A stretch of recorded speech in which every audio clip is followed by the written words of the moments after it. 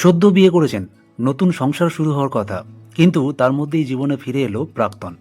টলিউডে হঠাৎই শুরু হয়েছে জোর গুঞ্জন। অভিনেত্রী শ্যামপ্তি মুডলির জীবনে নাকি আবার ফিরে এসেছে তার অতীত। তাহলে কি বিয়ের পরেই সম্পর্কে ফাটল, নাকি এর পিছনে রয়েছে একেবারেই অন্য গল্প?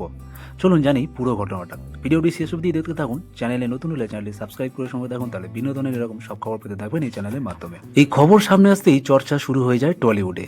শোনা যাচ্ছিল কোনো এক সমস্যায় পড়ে নাকি শ্যামপ্তি বাধ্য হয়ে তার প্রাক্তনের সাহায্য নিয়েছেন। কিন্তু সত্যিটা জানার জন্য যখন যোগাযোগ করা হয় অভিনেত্রীর সঙ্গে, তখন তিনি হেসে উড়িয়ে দেন সব গুঞ্জন।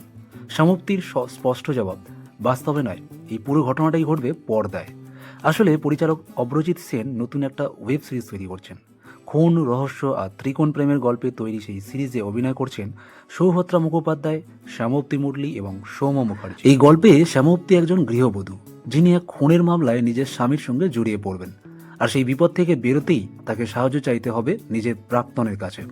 পরিচালক অভ্রজিৎ জানিয়েছেন, এর আগেও তিনি শ্যামপ্তির সঙ্গে কাজ করেছেন রঙ্কিনী ভবনে। তখন থেকেই অভিনেত্রী তার পছন্দের তালিকায় ছিলেন। এদিকে বাস্তব জীবনে যদি কখনো প্রাক্তন ফিরে আসে, এই প্রশ্নে অভিনেতাদের প্রতিক্রিয়া ছিল বেশ মজার। সৌহত্র বলেন, কেউ সাহায্য চাইলে তিনি চেষ্টা করবেন, সে প্রাক্তন হলেও সমস্যা নেই।